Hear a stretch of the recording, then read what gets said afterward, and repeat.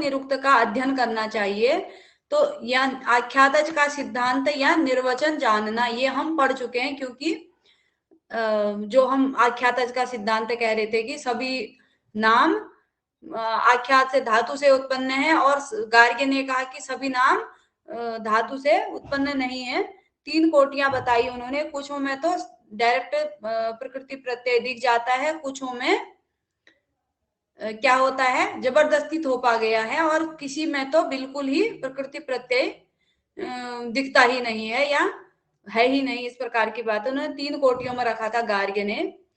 और शाकटायन ने कहा सभी नाम आख्यात से उत्पन्न है, और इनके मत को काटते हुए उन्होंने कहा कि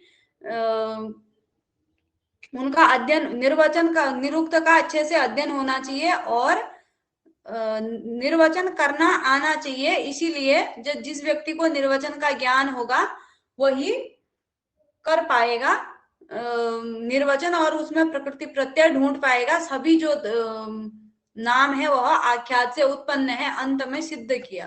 तो परीक्षा की दृष्टि से उतना इंपॉर्टेंट नहीं है, इसलिए छोड़ दिया। उसके बाद पहला प्रयोजन है निरुक्त के अध्ययन का, निर्वचन को जानना। उसके बाद दूसरा प्रयोजन है मंत्रार्थ ज्ञान, मंत्र के अर्थ का ज्ञान।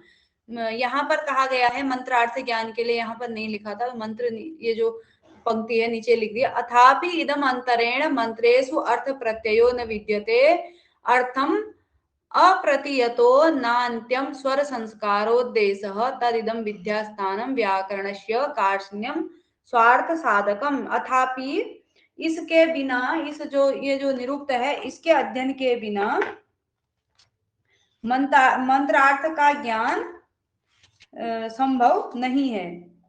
मंत्रों के अर्थ का, ये पहला है निर्वचन का सिद्धांत, दूसरा मंत्रार्थ ज्ञान। कुल 5 प्रयोजन है निरुक्त के अध्ययन के। निरुक्त का अध्ययन क्यों करना चाहिए, तो अथापि इदम अंतरेण मंत्रेषु अर्थ प्रत्ययो न विद्यते, मंत्रों के अर्थों का ज्ञान इस निर्वचन यानी कि निरुक्त के अध्ययन के बिना संभव नहीं है।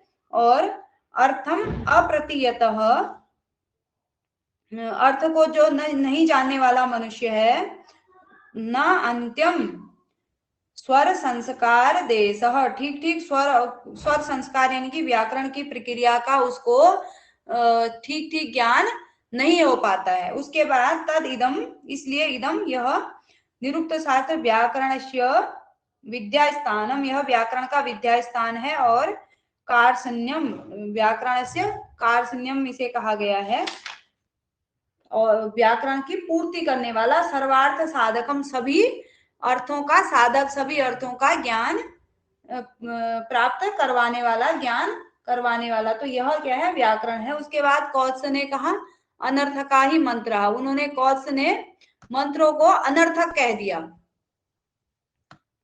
अनर्थका ही मंत्र, मंत्र जो है अनर्थक हैं, और इसलिए निरुक्त भी अनर्थक है, ऐसा कहा है उन्होंने कि यदि मंत्रार्थ प्रत्ययाद प्रत्ययाय, यदि मंत्र के अर्थ के प्रत्यय के लिए, मंत्र के अर्थ के ज्ञान के लिए निरुक्त का अध्ययन किया जाता है तो फिर अनर्थकम भवति, क्यों, इसलिए वह भी अनर्थक होगा। मैं समझा दे रही हूँ, इतना इंपॉर्टेंट नहीं है। जो इंपॉर्टेंट पंक्ति है परीक्षा की दृष्टि से यह है, कौत्स ने क्या कहा, हर्षवर्धन पांडे जी का भी स्वागत है। कौत्स ने कहा अनर्थका ही मंत्र, मंत्र अनर्थक है। तो उसमें उन्होंने क्या कहा, यदि मंत्रार्थ प्रत्ययाय अनर्थकम भवति इति, यदि निरुक्त जो है मंत्र के अर्थ के ज्ञान के लिए है तो फिर निरुक्त भी निरर्थक है, क्योंकि मंत्रों के अर्थ नहीं होते हैं, मंत्र क्या होते हैं, अनर्थक होते हैं।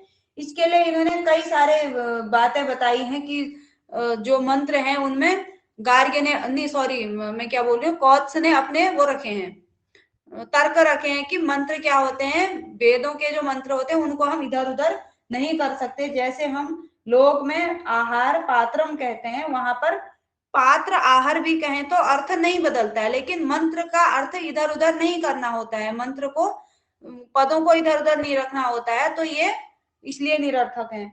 दूसरा कहा, जब तक ब्राह्मण वचनों के द्वारा नहीं कहा जाता है, जैसे क्या कहते हैं, कोई भी मंत्र कहते हैं इति प्रोहति इति प्रथयति, इस प्रकार से ब्राह्मण बोलते हैं, उसके बाद ही वह मंत्र सिद्ध होता है। यदि मंत्र वास्तव में मंत्र में कोई अर्थ होता तो फिर वह खुद ही प्रकाशित हो जाता, ऐसा दूसरा कहा उन्होंने। मैं एक उसके लिए बोल रही हूँ थोड़ा सा कि अनर्थ का ही मंत्र क्यों कहा, इसके लिए, बाकी इतना इंपॉर्टेंट नहीं है, सुन लीजिए। और तीसरा कहा औषधे त्रायश्व एनम, यहाँ मंत्रों में क्या कहा जाता है, हे औषधि इस वृक्ष को बचाओ। तो वृक्ष अपने आप को खुद बचाता है, तो उसको कौन बचा सकता है, तो ये भी कोई खास अर्थ नहीं है, यानी कि ये सब अनर्थक बातें हैं। स्वदिते मेनम हिंसी इत्या हिंसम, यज्ञ में जो यज्ञ करता होता है वो हिंसा करते हुए इसकी हिंसा न हो ऐसा कहता है, इसकी अहिंसा हो ऐसा कहता है और हिंसा करता है, ऐसे मंत्रों का प्रयोग होता है। जो जो मंत्र हैं उन्होंने उनको ले करके अनर्थक सिद्ध किया है कुल मिला के।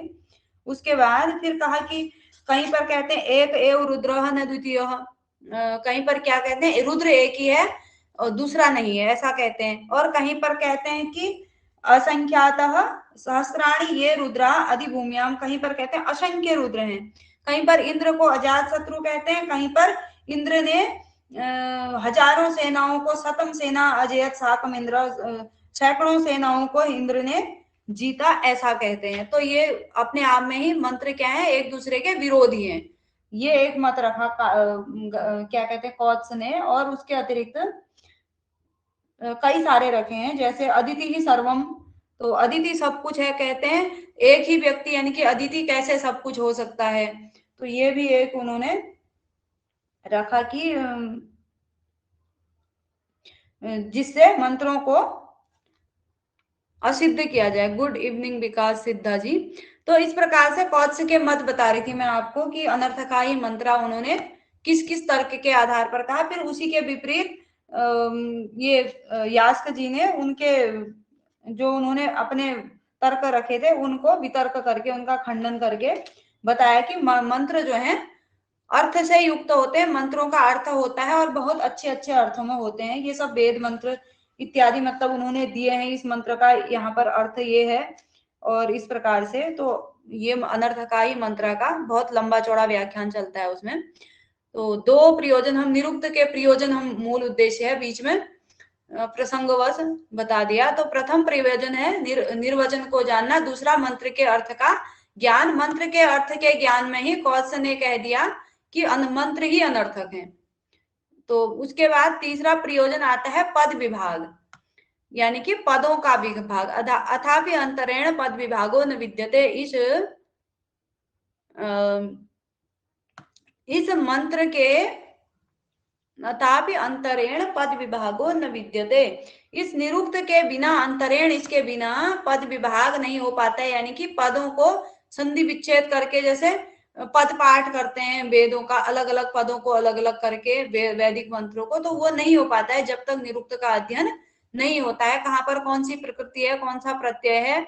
इस प्रकार से पद तभी विभाग हो पाता है जब निरुक्त का अध्ययन होता है। उसके बाद चतुर्थ प्रयोजन है देवता ज्ञान, देवताओं का ज्ञान। अथापि याज्ञेन देवतेन बहवः प्रदेशा भवन्ति तद एतेन अपेक्षितव्यम, एतेन उपेक्षितव्यम। तो यहाँ पर क्या कह रहे हैं कि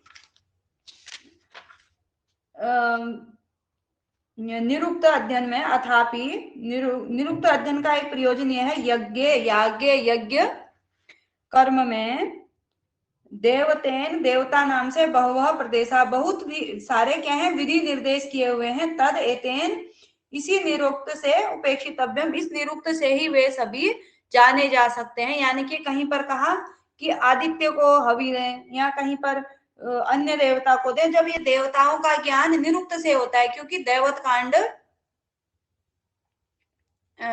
निरुक्त में है। जो देवत कांड है 7 से 12 अध्याय वाला निरुक्त में, अथवा निघंटु का 5वां अध्याय, तो उसमें देवताओं का देवतावाची शब्द हैं। तो देवताओं को जब हम जानेंगे यहाँ से, तब ही यज्ञ में जो उनके लिए बहुत सारे विधि विधान किए गए हैं उन्हें वहां पर कर पाएंगे। इसलिए ये जो निरुक्त है इसका अध्ययन आवश्यक है, और ये इसका प्रयोजन हो गया देवता ज्ञान, निरुक्त के अध्ययन का चौथा प्रयोजन देवता ज्ञान। और 5वां प्रयोजन है ज्ञान प्रशंसा अज्ञान निंदा। अब यहाँ पर क्या है, अथापि ज्ञान प्रशंसा भवति अज्ञान निंदा च। तो जिसको ज्ञान होगा, जो निरुक्त का अध्ययन करके ज्ञान प्राप्त करेगा, उसको प्रशंसा प्राप्त होगी, और जो व्यक्ति अध्ययन नहीं करेगा, उसे ज्ञान नहीं होगा, तो उसकी निंदा होगी। इस प्रकार से इसमें कुछ मंत्र दिए गए हैं। स्थाणुरयं भारः किल किलाभूदित्य वेदम न विजानाति यो अर्थम यो अर्थज्ञः इत सकलम भद्रम अश्नुते नाकमेति ज्ञान विभूत पापमय। यहाँ पर क्या कहा गया है कि यह वेदम अदित्य, जो वेद को पढ़ करके अर्थम न जानती, जो अर्थ को, वेद को पढ़ करके अर्थ को नहीं जानता है, वह स्थाणु अभूत किल, वह के एक स्थाणु मतलब ठूंठ वृक्ष के समान है, और यह इति अर्थज्ञ, जो अर्थ को जानता है, वही सकल भद्रम, सारे कल्याण को अश्नुते प्राप्त करता है। और उसके बाद यद, जो अविज्ञातम, बिना अर्थ के गृहीतम, अविज्ञातम गृहीतम, जो बिना अर्थ के पता ज्ञान को अर्जित करता है, यानी कि उसको मंत्र का अर्थ पता नहीं होता है। निगदेन एव, केवल निगदेन एव शब्दते, उसका जो रटा रटाया ज्ञान होता है वह किसके समान, जो बजने वाला कोई ढोल या क्या बोलते हैं नगाड़ा, उसके समान उसका ज्ञान बजता रहता है, मतलब वह कोई सार्थक नहीं होता है। उसके बाद और भी कई सारे इसमें दिए गए हैं मंत्र ज्ञान निंदा के लिए। तो कुल मिला के बात यह है कि निरुक्त का अध्ययन किस लिए करना चाहिए? ज्ञान प्राप्त करने के लिए और संसार में प्रशंसा प्राप्त करने के लिए। जो हम ये रट रहे हैं वेदों का अर्थ, जो हम वेदों को पढ़ रहे हैं, उनका अर्थ हमें ज्ञात हो, इसलिए निरुक्त का अध्ययन करना चाहिए। तो इस प्रकार से आप लोग नोट कर लेंगे, यदि नोट्स इत्यादि नहीं है तो। निरुक्त के अध्ययन के 5 प्रयोजन हैं। प्रथम प्रयोजन है निर्वचन को जानना, द्वितीय है मंत्रार्थ ज्ञान, तीसरा है पद विभाग, चौथा है देवता ज्ञान, और पांचवा ज्ञान प्रशंसा अज्ञान निंदा। तो इस प्रकार से ये 5 क्या हो गए निरुक्त के अध्ययन के प्रयोजन। उसके बाद निरुक्त के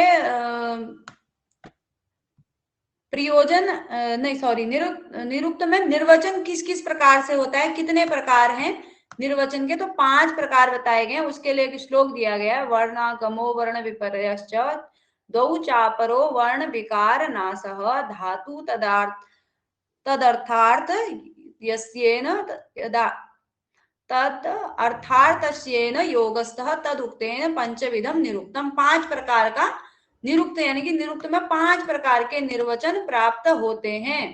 निर्वचन मतलब कोई शब्द दिया है, जैसे हम देख रहे थे कल कि सारे जितने भी नाम है वह आख्यात से उत्पन्न नहीं होते हैं। फिर बताया कि जैसे जो जिस प्रकार की क्रिया कर रहा है उस हिसाब से, या जो जिस प्रकार का प्रत्यक्ष रूप से है उसी प्रकार से उसका निर्वचन किया गया है। तो कोई भी निर्वचन किस किस प्रकार से किया जा सकता है? वर्ण आगम, कई पर क्या हो जाता है, हम देखते हैं वर्णों का आगम हो जाता है। धातुओं को भी यदि हम व्युत्पत्ति इत्यादि देखते हैं, या फिर धातु रूप भी जहां पर बनते हैं वहां पर क्या होता है, कहीं पर वर्ण आगम हो जाता है, कहीं पर वर्ण विपर्यय, वर्ण क्या होता है बदल जाता है एक के स्थान पर दूसरा। वर्ण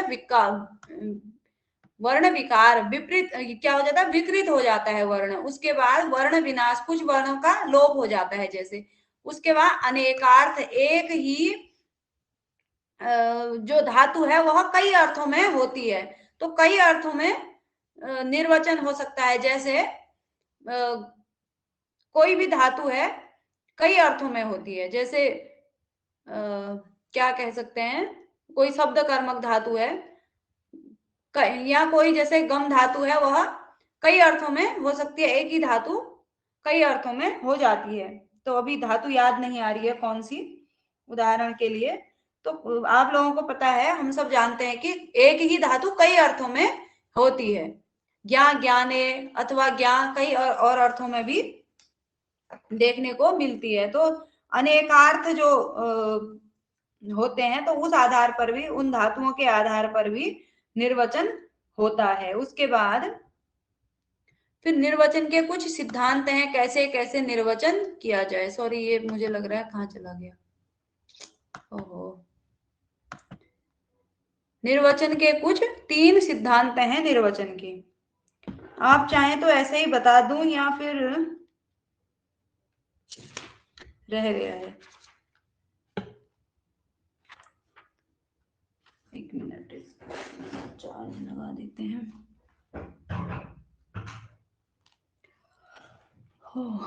हाँ, ये तो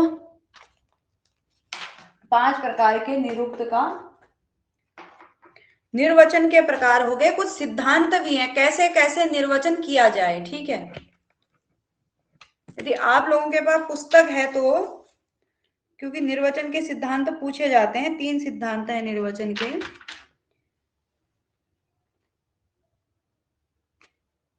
बताते हैं, अन्यथा कल कर लेंगे उसको।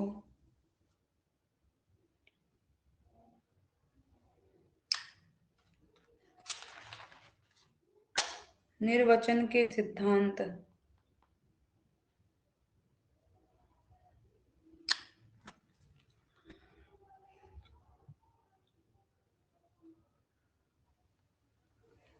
चलिए यदि आप लोग कहें तो वैसे ही बोल देती हूँ, अन्यथा कल।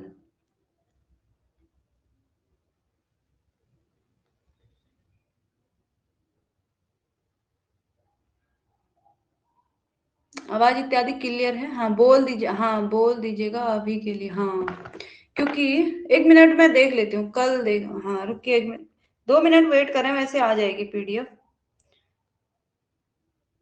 व्हाट्सएप में आ जाएगी। वो क्या हुआ कि रह गया वो, लेकिन मुझे क्लास से बाहर भागना पड़ेगा क्या? व्हाट्सएप इसमें कहीं दिख ही नहीं रहा है।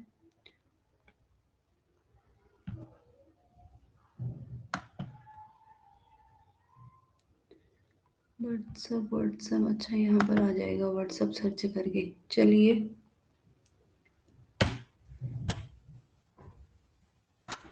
बिल्कुल, अभी 2 मिनट वेट कीजिए आप लोग। वो पीडीएफ रह गई थी क्या? हाँ हाँ बिल्कुल, सेकंड अध्याय में है, पहले ही पाद में है, दूसरे अध्याय के पहले पाद में उसका सिद्धांत ही है निर्वचन का पहले, उसके बाद आगे निर्वचन बताए गए हैं। फिर 2 ही निर्वचन आज मैं वो कर पाई, 2 या 3 शब्दों के, तो बाकी इसको डालेंगे हम क्लास में।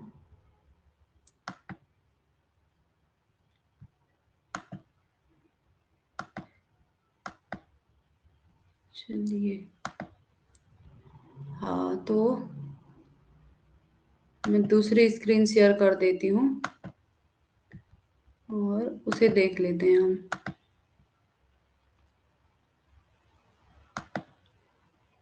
प्रियांशी बहन भी जुड़ चुकी है, स्वागत है।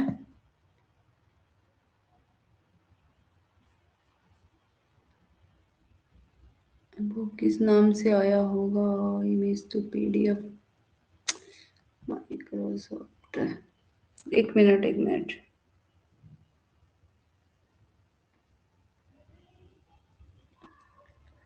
27 32। शुभ संध्या संगीता जी, 1 मिनट। 3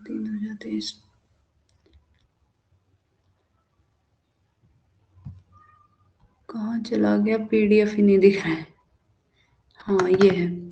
चलिए, तो ये निर्वचन के कुछ सिद्धांत हैं, किस प्रकार से निर्वचन किया जाए, कैसे कैसे निर्वचन हो सकता है। क्षमा चाहते हैं, कोई दिक्कत नहीं है, हम भी क्षमा चाहते हैं, हमारे 2 पेज रह गए थे। तो हम शुरू करते हैं। निर्वचन के सिद्धांत क्या क्या? तदेषु पदेषु स्वर संस्कारो समर्थौ प्रादेशिकेन गुणेन अन्वितौ स्याताम तथा तानि निर्ब्रूयात। व्याकरण के द्वारा ही निर्वचन, इसका अभिप्राय यह है, व्याकरण के द्वारा ही निर्वचन हो जाता है, यानी कि स्पष्ट जिनमें दिखते हैं उनमें व्याकरण के माध्यम से ही निर्वचन हो जाता है। तद्देषु पदेषु स्वर संस्कारो समर्थौ प्रादेशिकेन गुणेन अन्वितो स्याताम, यानी कि तद, यह जो वाक्यन्यास के लिए, यानी कि जो पद हैं उनमें येषु पदेषु, जिन पदों पर स्वर संस्कारों, उदात्त आदि स्वर और धातु प्रत्यय लोप आगम आदि संस्कार समर्थ हो, यानी कि दिख रहा हो, उत्पन्न हो, प्रादेशिकेन गुणेन, यानी कि व्याकरण प्रक्रिया से अन्वितो स्याताम, अन्वित हो, युक्त हो, तानी उनको, उसी प्रकार से निर्ब्रूयताम। जैसे यहाँ पर कारक शब्द है, यहाँ पाचक शब्द है, पचति इति पाचकः, जो पकाता है वह पाचक है। यहाँ पर स्पष्ट रूप से दिख रहा है कि पच धातु से क्या हुआ है, उड़ुल प्रत्यय हुआ है, उसको अक हुआ है। तो स्पष्ट रूप से जहां पर दिख रहा है, तो जो उड़ुल प्रत्यय उसके अर्थ में, कर्ता के अर्थ में प्रयुक्त होता है, जो मतलब करने वाला है उस क्रिया को। तो पचति इति पाचक, जो पका रहा है वह पाचक है, जो करोति इति कारक। इस प्रकार से ये हो जाते हैं स्पष्ट रूप से। व्याकरण के द्वारा 3 सिद्धांत बताए गए हैं निर्वचन के, कुछ व्याकरण के द्वारा निर्वचन हो जाता है। और दूसरा, अथान्विते अर्थे प्रादेशिके विकारे अर्थ नित्य परिच्छेद केनचित वृत्ति सामान्येन। यहाँ पर क्या कह रहे हैं, अगले पेज में इसका होगा। अर्थे अन्विते, जहां पर अर्थ संगत न हो, कुछ शब्द कुछ और हो, उसका अर्थ कुछ और हो। अप्रादेशिके विकारे, यानी कि व्याकरण प्रक्रिया से वह सिद्ध नहीं होता हो, तो अर्थ नित्य, अर्थ को मुख्यता देकर केनचित वृत्ति साम्येन, किसी भी क्रिया की समानता से परीक्षा कर लें, इस प्रकार से निर्वचन कर लें। जैसे जहां पर क्या होता है, अर्थ संगत ना हो, मतलब जैसे कोई शब्द है उसमें व्याकरणिक प्रक्रिया नहीं दिख रही है, यानी कि व्याकरण के माध्यम से वह व्युत्पत्ति सिद्ध नहीं हो रही है, तो यहाँ पर ये कह रहे हैं कि धातु साम्य के कारण, यानी कि ये धातु इस अर्थ में प्रयुक्त होती है, तो इससे इस प्रकार से निर्वचन कर लें। तो दूसरा निर्वचन यह क्या करना है, धातु साम्य के माध्यम से निर्वचन करना है। पहला व्याकरण के माध्यम से निर्वचन हो जाता है।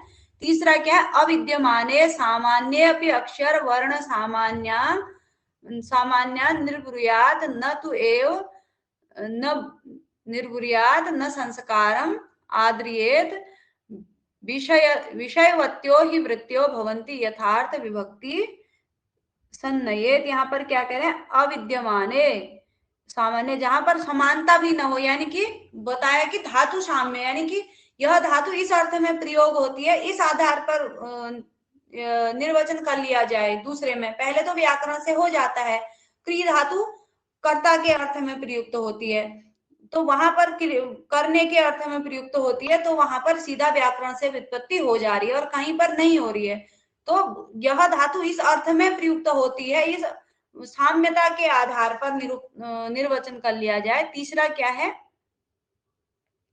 जहां समानता न हो वहां पर क्या करना चाहिए, स्वर व्यंजन की समानता से लेकर के निरुक्ति निर्ब्रूयात, क्या कर ले, स्वर व्यंजन की समानता, सामान्य निर्ब्रूयात, सामान्य अभी अक्षर वर्ण सामान्य निर्ब्रूयात, स्वर अक्षर वर्ण इत्यादि की समानता से निरुक्ति कर लें या निर्वचन कर लें, न तो एव न निर्ब्रूयात, यह न हो कि निर्वचन करें ही नहीं, यानी कि निर्वचन अवश्य होना चाहिए। तीसरा सिद्धांत ये कहा कि स्वर इत्यादि के, अक्षर इत्यादि सामान्यता से किसी भी चीज की समानता लेकर के, मतलब किसी भी शब्द का निर्वचन अवश्य होना चाहिए। संस्कारम आद्रियेत, व्याकरण प्रक्रिया की भी परवाह न करें, यानी कि व्याकरण प्रक्रिया नहीं वहां पर नहीं हो रही है सिद्ध, वह धातु उस अर्थ में प्रयुक्त नहीं हो रही है, या उस धातु से वह अर्थ व्यक्त नहीं हो रहा है, तो फिर भी कुछ न कुछ समानता लेकर के, स्वर वर्ण इत्यादि की समानता लेकर के क्या करना चाहिए, निर्वचन अवश्य रूप से करना चाहिए। रत्ना जी भी जुड़ चुके, स्वागत है। और तो इस प्रकार से, क्योंकि वृत्तियां क्या है, जो अर्थों की वृत्तियां होती हैं वह विषयवत्य भवंती, संदिग्ध होती हैं, इसलिए यथार्थ जहां जैसा अर्थ जचे विभक्ति उसी प्रकार से विभक्तियों को बदल दें। यानी कि कहने का अभिप्राय है, जैसे व्युत्पत्ति होती है, जैसे निर्वचन हो सकता है, वैसे निर्वचन करें, निर्वचन अवश्य रूप से करें, किसी भी शब्द की व्युत्पत्ति अवश्य निकालें। ये सिद्धांत हो गए व्याकरण के माध्यम से। दूसरा धातु की साम्यता के आधार पर। तीसरा वर्ण साम्य अक्षर साम्य यदि प्राप्त हो जाता है तो वहां पर व्याकरण की भी चिंता नहीं करनी है और विभक्ति इत्यादियों को बदल करके भी आप निर्वचन कर सकते हो। तो यह दिखाते हैं कि अर्थ के कारण व्याकरण में ही शब्दों के विपरिणाम होता है, कैसे होता है, अथवा किस प्रकार स्वर और व्यंजनों का साम्य से निर्वचन होता है। तो फिर आगे की बातें कह रहे हैं कैसे क्या होता है, ये फिर उदाहरण से बताया गया है जो वेद मंत्रों में, यहाँ कहाँ पर किस चीज का क्या अर्थ लिया गया है। तो हमें निर्वचन के सिद्धांत केवल पढ़ने थे, 3 सिद्धांत दिए गए हैं निर्वचन के, और ये इस प्रकार से थोड़ा सा रह गया था तो मैंने तुरंत ही पीडीएफ ला करके वो किया। अब चलते हैं पुराने वाले में ही, तो कुछ देख लेते हैं कुछ शब्दों की व्युत्पत्तियां। थोड़ा सा इसमें समय लगेगा तो क्योंकि छांटने में सभी पढ़ने नहीं है, तो वो जो जो हमें पढ़ने हैं उनको ही ले करके हम चलेंगे, जिसके जितने नाम हैं। और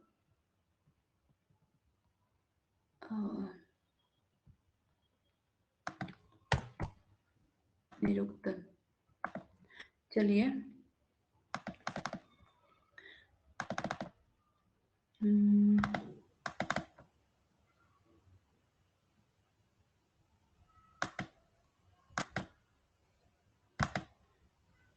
तो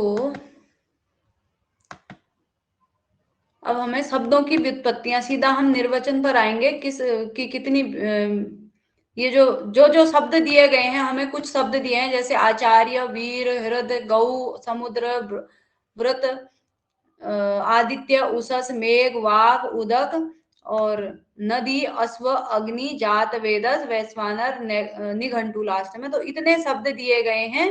इन शब्दों की हम पहले पहले तो ये मेरे नोट्स हैं जो मैंने लिखी थी व्युत्पत्तियां, किसकी कौन सी व्युत्पत्ति है, प्रश्न बनते हैं, तो ये भी हमें याद करना है। उसके बाद दूसरा हमारे प्रश्न बनने का नया तरीका जो आ चुका है कि किस शब्द के कितने नाम निरुक्त में प्राप्त हो रहे हैं। जैसे इस बार मेघ का पूछा गया था, तो वैसे ही देखेंगे कि किस शब्द के कितने नाम प्राप्त हो रहे हैं और उन नामों को देखेंगे। टेस्ट नहीं है प्रियांशी बहन, आज प्रश्न बन ही नहीं पाए, तो थोड़ा सा दिन भर बिजी रही। और वैसे भी देखना पड़ेगा इनसे कैसे प्रश्न बनते हैं ना। वो तो जो निपात वाला पोर्शन है उसमें तो कितने भी प्रश्न, अभी हम कितने प्रश्न बना सकते हैं, तो यहाँ थोड़ा सा देखना पड़ेगा। अनर्थकाई मंत्रा कौत्स आपको पता है, और साक्टाइन का हमने देखा क्या बोलते हैं, गार्ग्य का देखा कि सभी नाम आख्यात से उत्पन्न नहीं है। तो एक एक प्रश्न वो एक पंक्ति याद कर लेंगे तो पर्याप्त रहेगा। तो इसमें इतना, अब ये निर्वचन वाले में बनाएंगे, पहले थोड़ा सा कुछ निर्वचन कर लें, उसके बाद फिर टेस्ट करेंगे।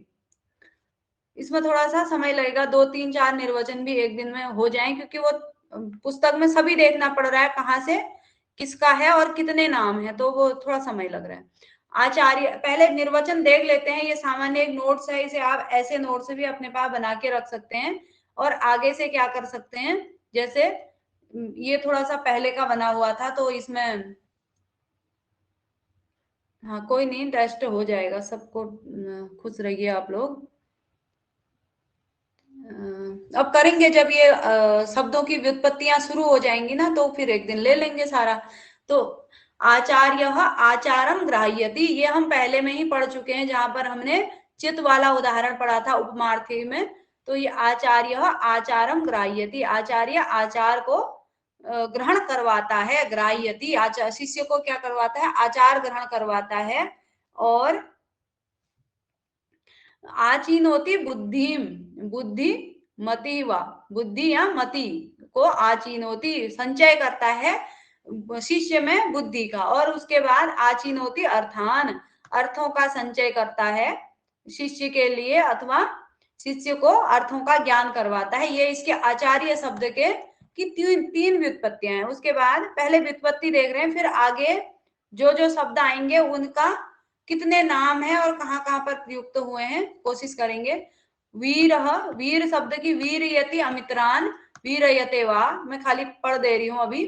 उसके बाद हृदय, हृदो हार्दते शब्द कर्मण, हार्दते वा स्याद, सिति भाव कर्मण, 3 व्युत्पत्तियां प्राप्त। इनमें से कौन सी व्युत्पत्ति हृद की नहीं है, ऐसे भी आ सकता है। जब हम इनको विस्तार में पढ़ेंगे तो उस समय समझ में आ जाएंगे, फिर भूलेंगे भी नहीं। गौ यद दुरंगता भवति यच्च अस्याः भूतानि गच्छन्ति।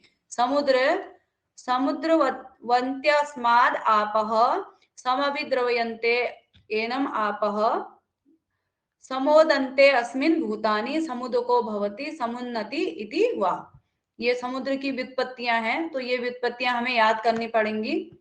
इनमें से कौन सी व्युत्पत्ति समुद्र की नहीं है, कुछ अलग से दे दिया जाएगा तो वो गलत ऑप्शन रहेगा। उसके बाद वृत्त का वृत्तो वर्णते वा गातेर वो कारो, हाँ वो जब गौ की व्युत्पत्ति देखेंगे हम तो गौ किससे बना है वहां पर आता है ये जो आप बोल रही हैं, वो आगे इसके जस्ट बाद में वही है। पहले मैं जितने शब्द हैं उनको एक बार एक उसके लिए क्या बोलते हैं आइडिया के लिए इतनी इतनी व्युत्पत्तियां, फिर इनको विस्तार में पढ़ेंगे। इसीलिए तो ऐसा तो कोई भी बता देगा, ये मैंने ऐसा नोट करके लिखा था तो ये इकट्ठा नोट से हो गया। आदित्य रसान आदित्य भासम ज्योतिषाम आदित्यो भासति वा आदित्य पुत्र इति। वही आदित्य शब्द की व्युत्पत्तियां, फिर आदित्य के कितने नाम हैं ऐसा आगे आएगा। उषस गच्छति सत्या रात्रे अपरः कालः उच्छति इति। सत्या रात्रे अपरः कालः उषस का है, उषस के भी बहुत सारे नाम है। मेघ मेहती मेघ, तो ये सबका गलत इस बार करवाया गया है। मेघ के 30 नाम है बहुत सारे लोगों का। वाक वक्ति इति वाक, वाक के कितने नाम है। उदक उन्नति इति उदक। नदी नदना इमा भवंती शब्दवत्यः, ये नदी की व्युत्पत्ति है। ये गौ का निर्वचन नहीं है, गौ शब्द कैसे बना है, गौ के निर्वचन तो यह है यद दूरंगता भवति यस्याम भूतानि गच्छन्ति, ये निर्वचन है। फिर गौ शब्द कैसे बना है के लिए बताया गया है कि गोते गातेर वो विकारः वकारः, अभी हम देखेंगे वो क्या कहते हैं, वो गौ में किस प्रकार से गम धातु में किस प्रकार से प्रत्यय लगाया है, या गांग गतौ धातु से किस प्रकार से गौ शब्द बनता है ऐसा बताया गया है वहां पे। नदना इमा भवंती शब्द नदी होगी, और अस्नुते अध्वानम महासनो भवति इति वा, ये अश्व का दो अस्नुते अनध्वान अध्वानम, अध्व मतलब रास्ता होता है, जो रास्ते में जाता है रास्ता तय करता है वह अश्व होता है। हम कल भी जो कह रहे थे वो सभी नाम आख्यात से उत्पन्न नहीं है, वहां पर देखा था। अग्नि अग्नि अग्रणी भवति अग्रम यज्ञेषु प्रणीयते अंगम नयति समान मान, ये मेरी राइटिंग भी समझ में नहीं आ रही होगी इसमें। जात वेदस जातानि वेद जातानि वेन विदुः जाते जाते विद्यते इति वा। जात वित्तो वा जात धन वा जात विद्यो, दो बार लिख दिया है। और जात प्रज्ञान, ये जात वेदस शब्द की व्युत्पत्ति है। उसके बाद वैश्वानर विश्वान नरान नयति विश्व एनम नरा नयंती इति। फिर निघंटु ते निगंतव एव संत निगमनात्, ये हमने पढ़ी लिया है, उच्चनते, ये औपमन्यु का विचार है। उसके बाद अब सीधे निघंटु कांड, यहां से मतलब पहले भूमिका जैसी कह सकते हैं। अब जो निघंटु का जो नैघंटु कांड है, जिसमें क्योंकि निघंटु में सीधा शब्दों को ही दिया गया है, शब्दकोश ही है वो, तो वहां पर कोई उनका अलग अलग विभाग नहीं किया गया है। पहले वाले में पर्यायवाची शब्द, दूसरे वाले में एक पदिकियां, नैगम कांड में अनेकार्थक जो शब्द हैं, उसके बाद तीसरे में देवतावाची शब्दों का एक कोश टाइप का है। तो यहाँ से नैघंटुक कांड वास्तव में शुरू होता है निरुक्त का द्वितीय पाद। अब अथा तो अनुक्रमिष्यामः, अब क्या करेंगे, क्रमशः निघंटु की व्याख्या करेंगे ऐसा कहते हैं। उसके बाद अब आ गया गौ। गौरिति पृथिव्या नामधेयम, पृथ्वी का नाम क्या है, गौ है, ठीक है। यद दूरंगता भवति, जो दूर तक जाने वाली होती है वह पृथ्वी है। यस्याच अयम भूतानि गच्छन्ति, और जिसमें भूत मतलब प्राणी गच्छन्ति गमन करते हैं, गति करते हैं, वह क्या है, गौ है। गातेर वो कार नामकरण, तो उसके बाद आगे इसको देखेंगे। गौ इति पृथिव्या, पृथ्वी का नाम है गौ, यत क्योंकि यह दूरं गता भवति, जो दूर तक जाने वाली होती है, गई हुई होती है। यत च, और श्याम जिसमें भूतानी सभी प्राणी गच्छन्ति गति करते हैं। तो ये क्या है, गौ है। गम धातु से ये डो प्रत्यय करके गो सिद्ध होता है, तो यही है गातेर, वो विकार, वो कारह। वा या गाते गांगतो धातु से ओकार करके नामकरण प्रत्यय करके गो बन जाता है। गाते गांगतौ धातु से ओकार करके क्या हो जाता है, ओ प्रत्यय करके ओकार नामकरण, ओकार प्रत्यय करके ओ प्रत्यय लगता है तो गो बन जाता है। या तो गांग गतौ धातु से ओ प्रत्यय लगा के गो बनेगा, या फिर मान सकते हैं इसे हम व्युत्पत्ति भी, लेकिन बताया गया है कि किस प्रकार से गो शब्द व्युत्पत्ति ही है ये। गो शब्द में किस प्रकार से गो शब्द उत्पन्न होता है, तो ये है। वैसे निर्वचन नहीं कहेंगे उसको, गो शब्द की व्युत्पत्ति कहेंगे।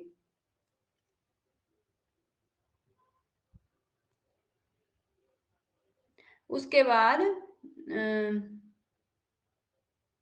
अथापि पशु नाम एह भवति एतद अस्माद एव। अब यहाँ पर क्या कह रहे हैं, और पशु का नाम भी यह भवति एतद अस्माद एव। ये जो दो चीजें बताई हमने, एक क्या बताया, गम धातु से डो प्रत्यय करके गो सिद्ध होता है, ठीक है, एक ये हो गया। दूसरा गांग गतौ धातु से ओ प्रत्यय करके गो शब्द बनता है। तो ये दोनों क्या है, ये दोनों, इन दोनों ही धातुओं से, गम धातु से डो प्रत्यय करके गो, और गांग गतौ धातु से, नमस्ते क्या कहते हैं दुबे जी, प्रियंका दुबे जी स्वागत है। तो गांग गतौ धातु से ओकार प्रत्यय करके भी जो गो शब्द निष्पन्न होता है वह पशु नाम यह भवति एतस्माद, वह पशु का नाम भी इन दोनों से, वह जो पशु हम गो के रूप में जिसे जानते हैं वह भी इन दोनों से ही व्युत्पन्न होता है, और पृथ्वी का नाम भी गो है, ठीक है। आगे अब गौ किस किस को कहते हैं, ठीक है, कहां कहां पर किस किस के लिए गौ का प्रयोग हुआ है। ज्यापि गौ रुच्यते, ज्या को भी, एक गौ पृथ्वी, दूसरा गौ पशु, ठीक है। उसके बाद ज्यापि गौ रुच्यते, ज्या मतलब होता है, कब हम अभिज्ञान शाकुंतलम में भी देख रहे थे, ज्या या अंकित वाला कुछ था वो, तो जहां पर ज्या के निशानी नहीं कि प्रत्यंचा, धनुष की जो प्रत्यंचा होती है उसे क्या कहते हैं, गौ कहते हैं। आदित्यो अभी गौ रुच्यते, आदित्य को भी, सूर्य को भी गौ कहते हैं, सूर्य की किरणों को भी गौ कहते हैं, और सुषमणा नामक रश्मि, सुषमणा रश्मि ये किरण, उसको भी गौ कहते हैं। तो इतने चीजों को गौ कहते हैं। हाँ नहीं, ये किताब में दिया गया है ना, और इनके लिए कहाँ पर ज्या के लिए गौ का प्रयोग किया गया है, तो इतना ज्यादा हो जाएगा, इसलिए बुक से नहीं लेके आई हूँ। मैंने कहा इतना नॉलेज थोड़ा बहुत होना चाहिए कि गौ के लिए कहाँ पर क्या प्रयोग, मतलब किस किस शब्द को हम गौ कह सकते हैं, क्योंकि हमारा संस्कृत जो है यह शब्दों का भंडार है। हमें भी आगे आवश्यकता पड़ेगी, क्या पता हम में से कोई भयंकर वाला कवि बन जाए तो नए नए शब्दों का प्रयोग कर लेगा। हाँ कोई नहीं, ये अब जो है इसमें सारे बहुत सारे शब्दों का निर्वचन है, तो जो जो हमारे लिए इम्पोर्टेंट होंगे हम उनको ही छांट छांट करके लाएंगे, और उनके लिए कहाँ कहाँ पर क्या नाम, किस किस के लिए कौन सा नाम या किसके कितने नाम है ये प्रयुक्त करेंगे। ये आप ये वाला मत समझिएगा, वैसे नहीं पूछा जाएगा। जिसका दिया है स्पष्ट रूप से कि इससे आगे गौ के इतने नाम है ऐसा दिया होता तो फिर ये पूछा जाता, ये वाला नहीं पूछा जाएगा गौ के कितने नाम है। तो ये गौ के लिए कहाँ कहाँ पर गौ के किस किस के लिए गौ शब्द का प्रयोग किया है वो बात है, ठीक है, क्योंकि एक ही शब्द के कई अर्थ होते हैं। तो मूलतः पृथ्वी और एक पशु, उसको गौ कहा जाता है ऐसा बताया गया है।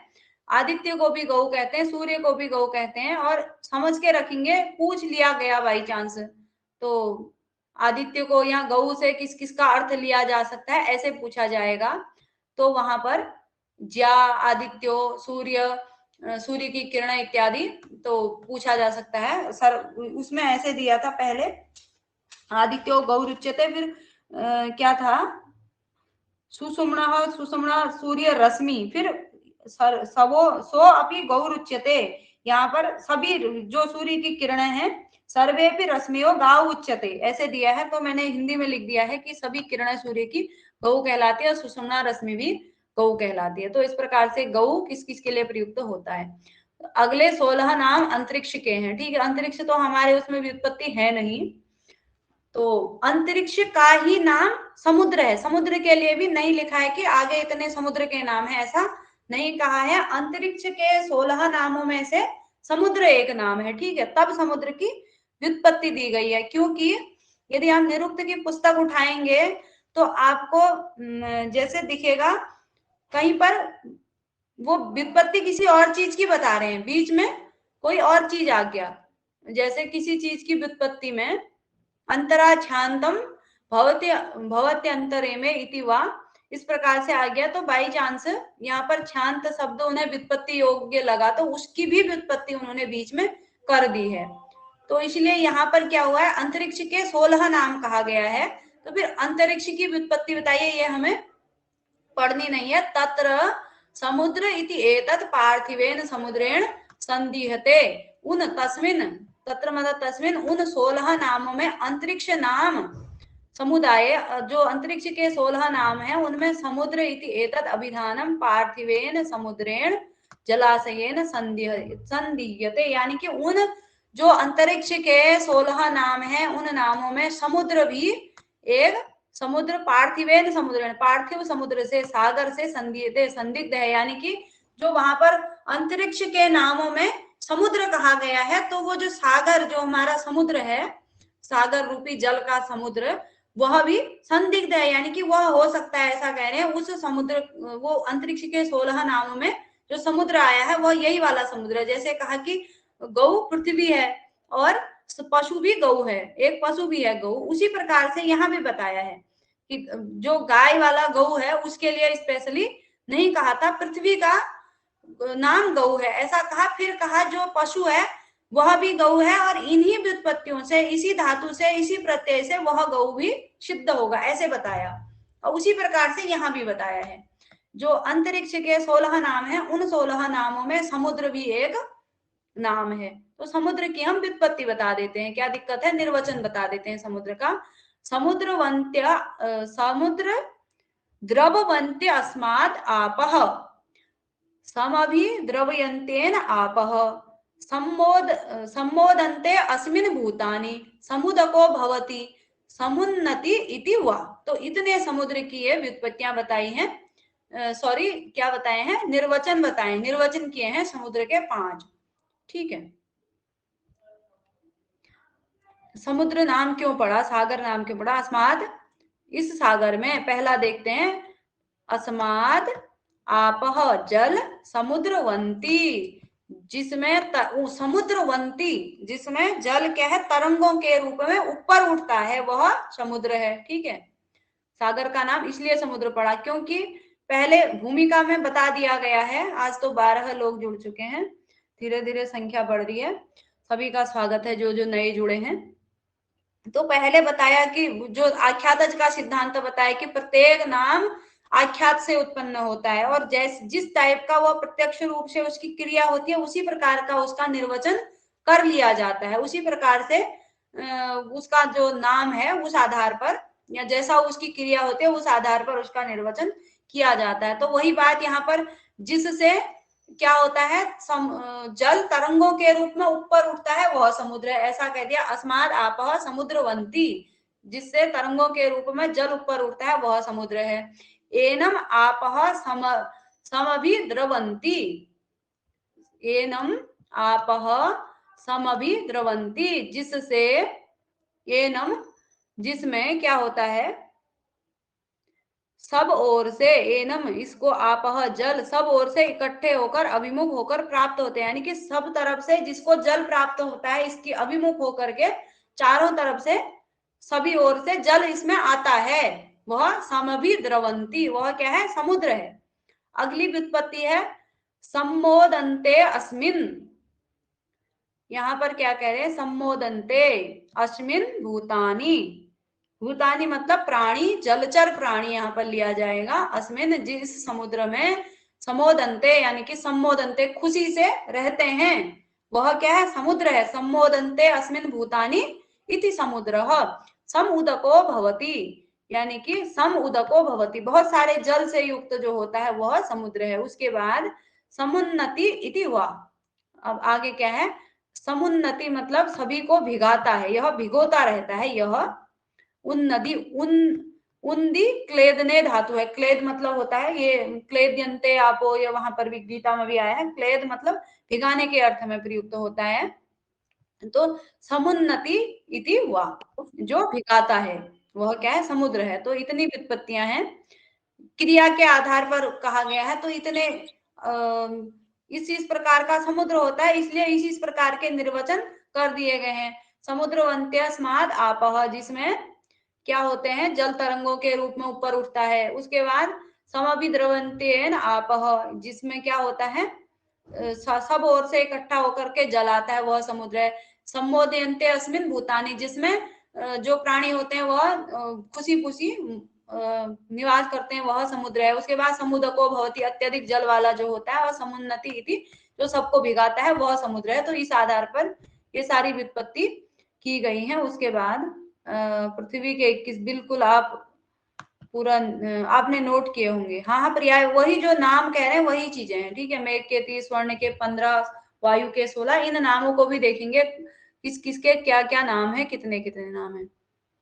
हाँ, तो जिन जिन शब्दों की व्युत्पत्ति है, उन जो हमने देखने हैं निर्वचन, उन शब्दों का ही लाएंगे। उसके बाद आदित्य का नंबर आ गया। ये क्रम वाइज जिस आधार पर सिलेबस में दिया है, उस आधार पर पुस्तक में भी नहीं मिल रहे हैं, और मैं भी ये उल्टे सीधे क्रम में ही लाऊंगी। आप लोग जैसे नोट्स बनाएंगे, समझ जाएंगे, तो फिर क्रम की कोई आवश्यकता ही नहीं है। जैसे उसमें पहले आचार्य दिया है, वीर दिया है, अभी वीर का आया नहीं है, वो बाद में होगा। तो देखते जा रही हूँ आगे को। साधारणानि उत्तराणी षड विश्व आदित्यस्य, अब यहाँ से 6 नाम है। आदित्य के कितने नाम हैं, 6 नाम है। विश्व, सॉरी यहाँ पर ये गलत प्रिंट है, यहाँ पर होना चाहिए, एक मिनट देख लेती हूँ, इसमें कुछ दूसरा होना चाहिए।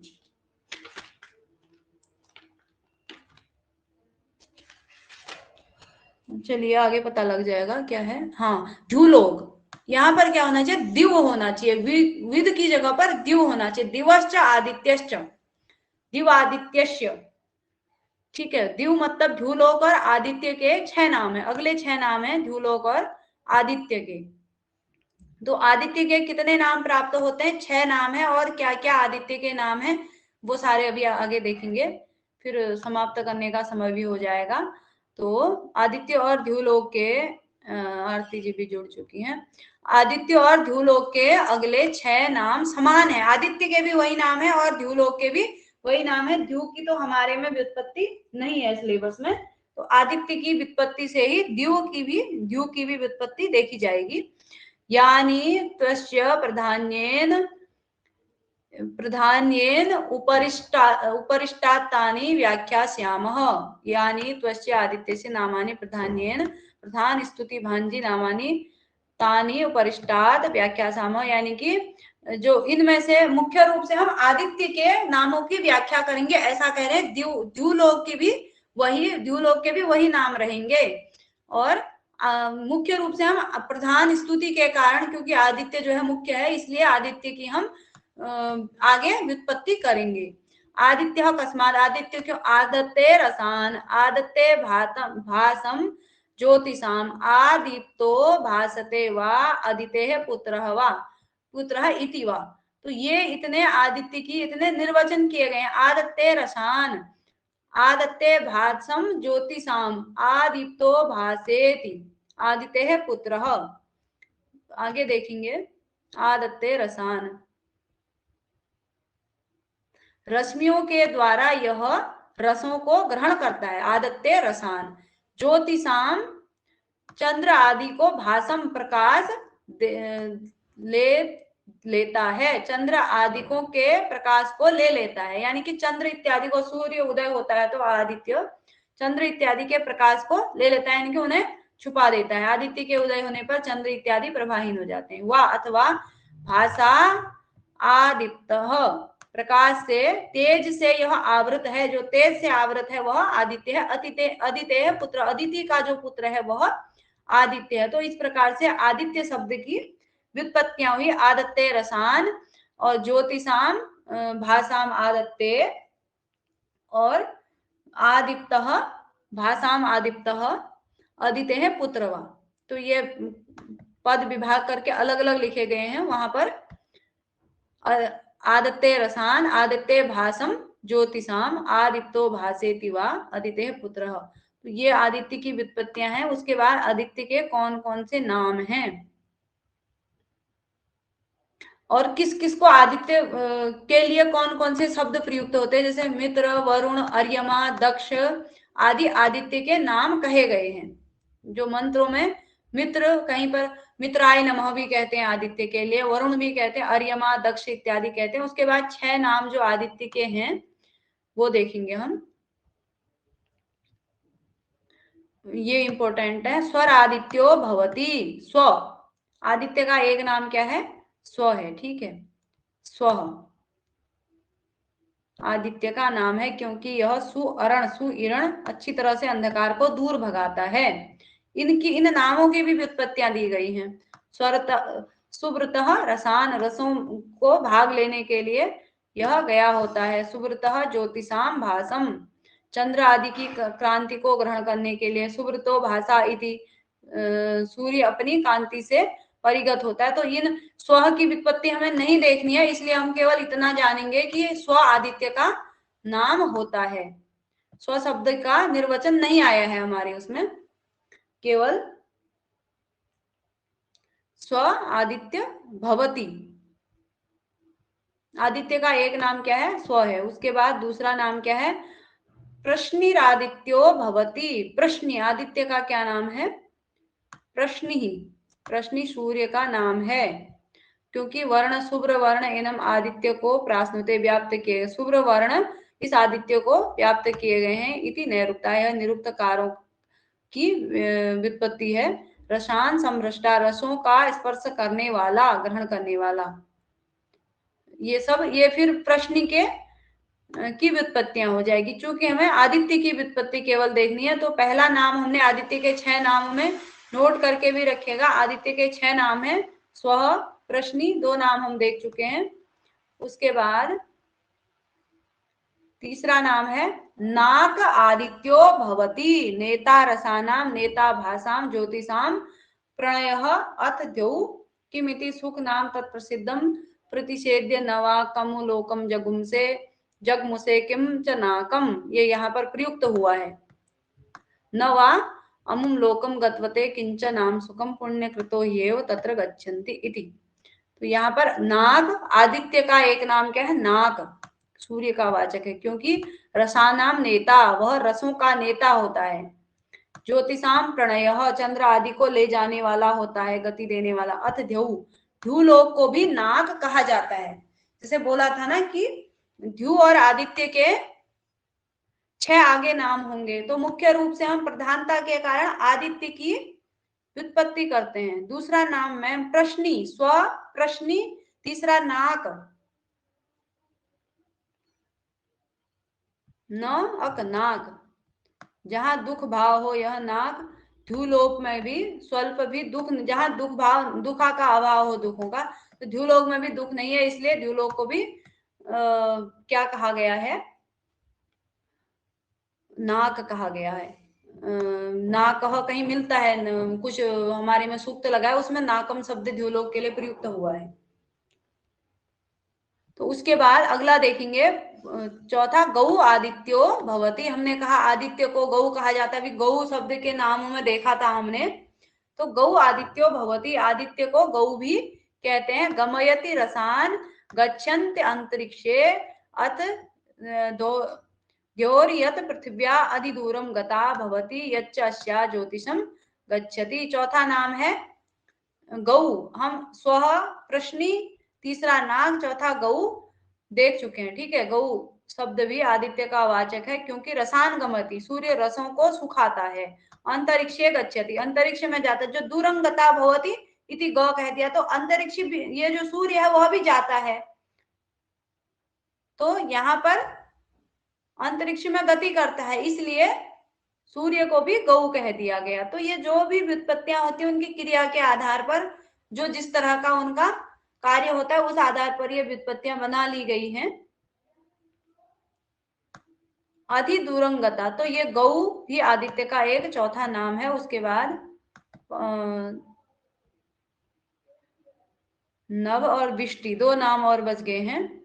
विष्टि आदित्यो विष्टवादित्यो भवति रसान भौमांतरिक्षाश्च प्रविष्टो रश्मिभिरादातुम् अत द्यौ स्वर्गः कस्मात् विष्टप उच्यते इदम आविष्ट ज्योति। ये द्यौ को कैसे बोल सकते हैं, द्यौ शब्द हमारे में नहीं लगा है, तो हम इतना ध्यान रखते हैं। विष्टिवादित्यो भवति विष्टप, विष्टप आदित्य का अगला नाम क्या है, विष्टप सूर्य का नाम है, क्योंकि किरणों द्वारा रसान आविष्ट, रसों में प्रविष्ट होता है। आविष्ट भाषम ज्योतिषाम, ग्रहादिकों की ज्योति में भी प्रविष्ट, जो प्रविष्ट होता है उसको विष्टप कहा गया है। तो सूर्य भी अभी आप ही लिख दीजिए ना, मैं बोल रही हूं यहां से। तो सूर्य भी प्रवेश करता है, तो उसको भी क्या बोलते हैं, आदि क्या बोल दिया गया, विष्टप बोल दिया गया। अगला नभ आदित्यो भवति नेता भाषाम ज्योतिषाम प्रणय अपि वा। नभ आदित्य भवति, नभ सूर्य का नाम नभ है क्योंकि भाषाम नेता, सभी दिशाओं में कांति ले जाने वाला होता है। नेता नी धातु नयन ले जाने के अर्थ में होती है। ज्योतिषाम प्रणय ग्रहों को ले जाने वाला। प्रश्नी, प्रश्नी अभी दिखाती हूं आपको। गौ, विष्टप और नभ, ज्योतिष ग्रहों को ले जाने वाला, सबको गति देने वाला। तो ये जो है, ये नभ हो गया, विष्टप हो गया। उसके बाद उससे पहले था नाक था, हाँ प्रश्नी, इस प्रकार से नाक हो गया और गौ हो गया, प्रश्नी और स्व, ठीक है। स्व और प्रश्नी, ये प्रश्नी है यहाँ पर, प्रश्नी। और उसके बाद अगला गौ और नाक, नभ और विष्टप। हाँ, तो टाइपिंग मिस्टेक हो जाती है। हाँ, ये तो हमारा जो फोन है ना ओवर स्मार्ट है, संस्कृत को तो इतना अच्छे तरीके से शुद्ध कर देता है, पूछो ही मत।